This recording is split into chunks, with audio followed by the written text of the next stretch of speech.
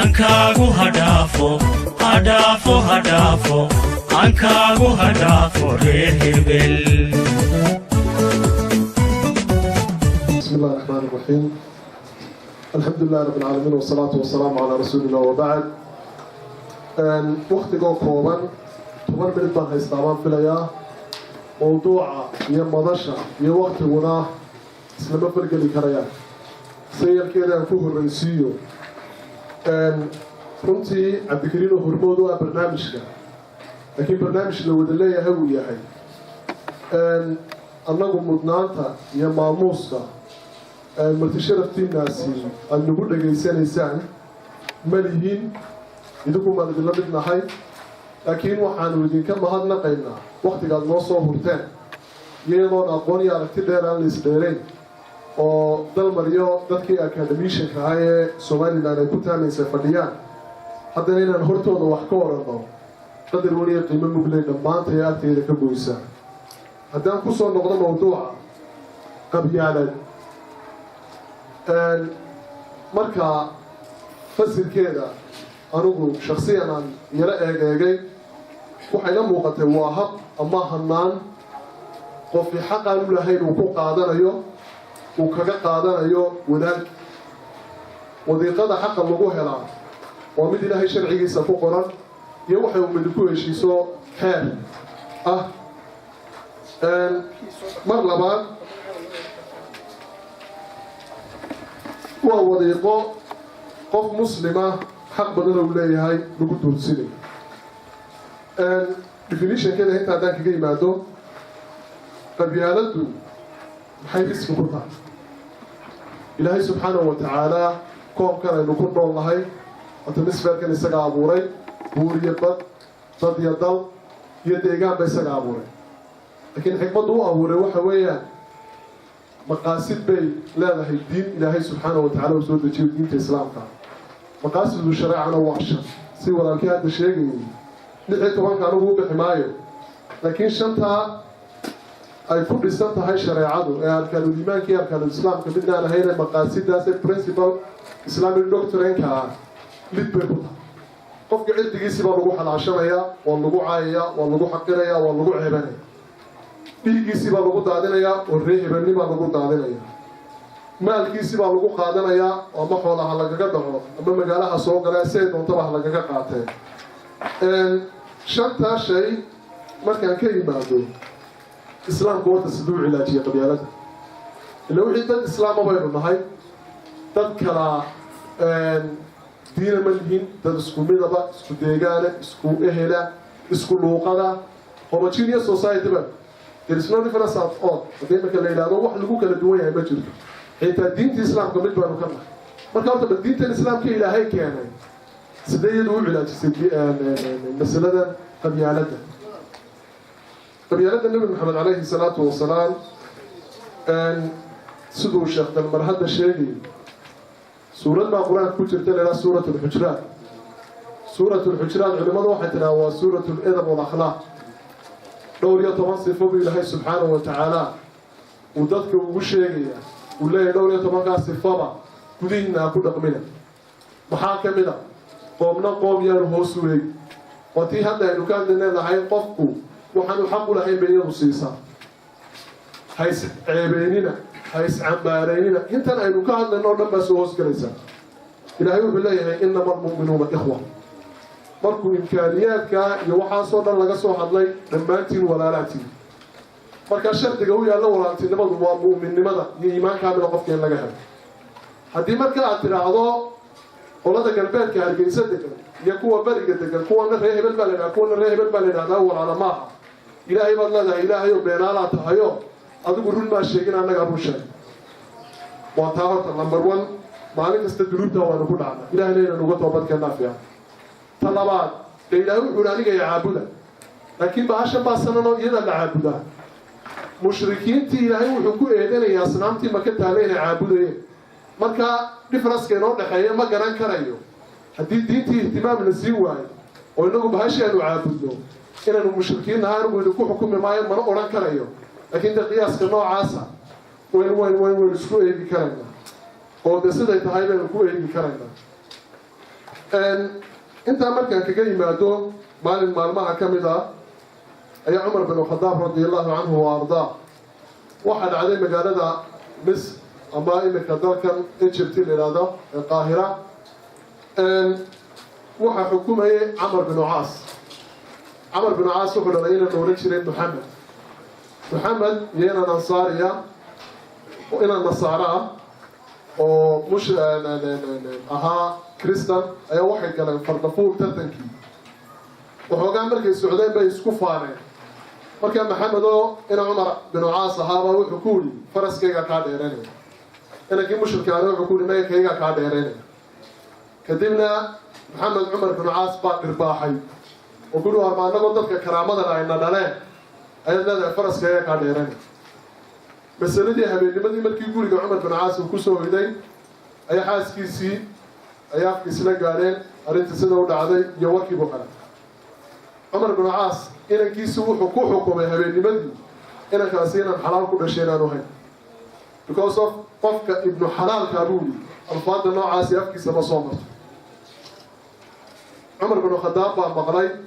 مفتي بو صودري وحن عمر بن عاص إنا كيس محمد بويان مقالة المدينة الإسلام عمر بن عاص بابرتا سويس داقي برتا نوع سويس داقي إنا كيسي عمر بن الخطاب إنا كين نصاري هذا برتا نسمونه سويس داقي عمر باوي يقول رضي الله عنه وارضاه وربحوك يقول دفت رباحو يقول دفت يقول سلاس إنك إسكيتش كادو فردان وقريب وربطا سوف الإستان كتشرب يقول وحسا يدنا هكودن وقول دفت يوم وحسا يدنا كمودن إما كانوا يقولوا بداية عمر بن اسمها أبيه محمد أبيه كل فوق يقول يسكن الرباح فكوا يسكت عليه ويسكعف يعني مقالته عمر بن الخطاب يقول متى استعبدت الناس وقد ولدت أمهات مفراد ورقور ما تلك الجميستين والله داري الله عنقاب هذو كلا شيكتين يدو قف كستبه هو يدي أي شيء سبب حرق وصول الإسلام كل علاج إنك مشاكل كيميكي إنه هو يعلم برتن إنه قام مقرأ يقرأ كينا سومالي لا مشكلة ده هتشيراء قبيلته سببتها أنا برخة جامع حدسية أيها هن باي قلي سياسات باي قلي وهو يسكررنا خلينا هبين دو ترى يرافق كده واحد ورنيو بلها waxay ku macaalid watan اعتراafkii la waayay watan bulshadu watan hogaamiya sidana maxayla sidana baashi midogoranayo waxba niyo ma haboonidin in madaxweynaha ku mar noqoto marka challenges-ka hor yaala iyo caqabadaha uu xogaas guurinaysa challenges-ka tii kooda horta watan qabyaalada noqotay kadibna hebel goor jiro oo u qaylay oo u yara fikray brainstorming baa sameeyay maskaxda tuujiye waxay wasiiradee ugu dhow wad madaxweynaha Soomaaliland ku noqon karaysa hintiina barta fadhida qalbiga san ee muuqaalka wanaagsan oo ku kalsoonahay iyo malaayiin kale reer Soomaaliland sinaantii wanaaga jecel ayaan dhiyeystay cod siin karaya laakiin codku noqon waa mid madaxweynenimo ku soo bixi karaya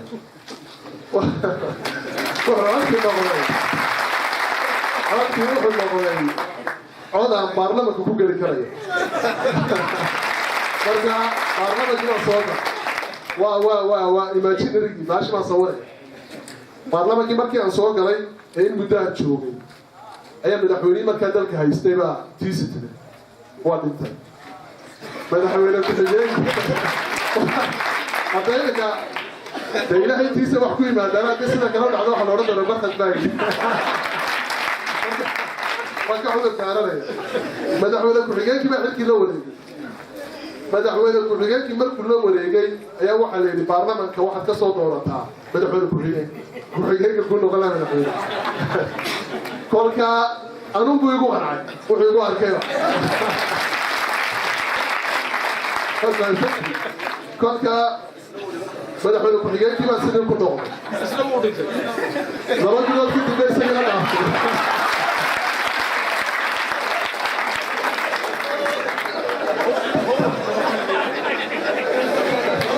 kadibna tasoo socotaa ka daran adabati waxaa la yidhi war waa kan madaxweynihii hore dhintay kii labaadna dhintay xilkii aan loo dhaalin marka waxaa la yidhi kukaaja nin u aqaano kukaaja ayaan u aqaan stage-kii baan soo istaago barqadkii la garanayay baan ahay runtii kadibna waan hadlay waxaa la yidhi beri ma haysaa dambe dhabarta tacsidii geerideen waxay naga dhamatay markaasay dhaarintu imanaysaa kadibna shirbeelaadaa dhacay wallaahi baanay dhacaynin maanta in hargeysa taasaa dhacaysa marka waxaa siba usoo sawirbato haddana waan tanaasulo waxayn waa lana tanaasule bal mid kale u yaar marka heer stage waxayna gaarsiisay micnihii sanadka la caabudaya inaanu riyoonno horta higsi inaad qofku yeesho waa mid meesha ku jirta oo ruuxan yarmahana qaado laakiin haddana riyadii inay positive noqoto oo qofki dee you can do and you can reach and you can be oo dee dhinac positive uu ka fikiro laakiin dad nool inaanu xabaalno oo hamigaygu noocaa noqdo waxaa keenaya sanadka la caabudayo waa waxaan meesha taa haddaba sidii loo cilaajin lahaa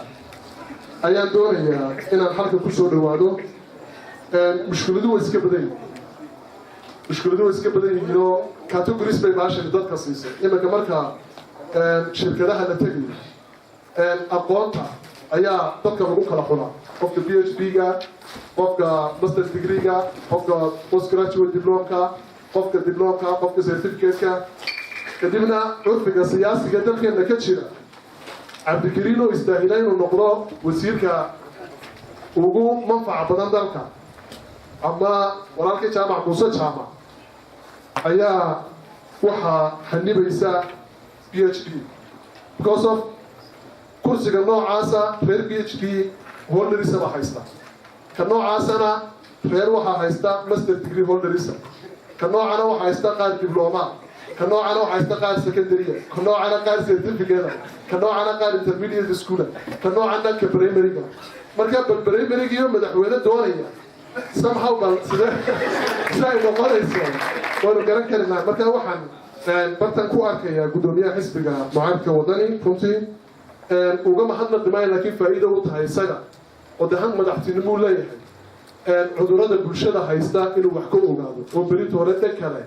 bidixii midigaana waxba uga sheegina sideeda u abaaro mashaakilkani wuxuu u baahan yahay istiraatiijiyad dawliya in la helo oo laga soo saaro xeerar oo ay ka timaado golayaasha xukuumadda gaar ahaan shirarka wasiirada wasaaradaha quseysay arrimaha diinta iyo arrimaha bulshada iyo cadaaladda xeer marka ay sameeyaan oo baarlamanka u gudbiyaan cidda cid hayb ku cayda iyo cidda qabyaalad ku faanta la garaaxo barta cashuuri dowladda uga soo riyooto waxay u baahan tahay xisbiyada u hanqal taagaya hanashada talada dalka inay manifestadooda ama program buugooda ay ku darsadaan ka ku raacayaanaha ku raaco ka ku diidayaanaha ku diideeya ciribtirka qabyaaladda waxay ku xidhan tahay culimada oo doorka civil society-gu hadda bartan ku qaadanayaan maadaama oo ay dawladii iyo dabiibkii ummadda wadaan oo doorkii nebi maxamed iyagu ummadda ugu jiraan inay wax badan qadiyaddan ka yidhaahdaan sheekh dalmaryo inay iyaguna fariintaa qaadaan waxay ku xidhan tahay bulshada laftirkeeda oo social media aynu isticmaalayna haddii la diido in saxaafaddu ay xoog macnihii dee dhaqaale ay gasho ama wax kala gasho qof kastaba page buu ku leeyahay social media galabta waxay la soo xidhiidhayay ururka ardayda reer suudaan habeen saddexaadkaanu qabanayna habeen aan kuna noocan oo kalaa 2,500 oo qof ayaa ku dhintay suudaan oo reer somaliland markaa oo qabyaaladiidka ugu dambeyntii waxaan ilaahay ka rajeynayaa dalkan iyo dadkan baynu inoo barakeeyo kulankeenna iyo barbilowga barnaamijkanna uu ka yeelo mid sidiisa u hana qaada idinkana qof kastoo idinka mid a kaalin baad nolosha ku leedahay kaalintaana waa inaad garawsataa awoodda kugu jirta waa inaad xaqiisataa nimankan gaaladina waxay ku kala nabad galeen beri dhowtaba meeshaan tegabaan waxaan xasuustay gabaygii gaariye ahaa tixdii ku jirtay gabaygiisii baan haynine laakiin tixda facebooka lasoo dhigay ay ahayd abku doonaha sheegtay wuxuu baaheliyaa ninkan afaqaane si waxina arkaya nabadaysa ujeeda iyagu institutionadooda ama lawyers institution bay samaystaan hadday ideologicalbay siyaasadda ku taageeraan dhakhaatiirta institutionale hebel ku mashquulaya ma aragtid marka qaacidadaasay qaateen laakiin inagu dee wanagan iska dhibaataysan dhibaatadaana waxaa kaga baxaya istiraatiijiyad dowliya barbilowgeedii baanu lahayn waydan mahadsan tihiin somaliland guriga gobonimanu rajeynaa gobolna waajib hankaagu hadhaafo hankaagu hadhaafo reer hebel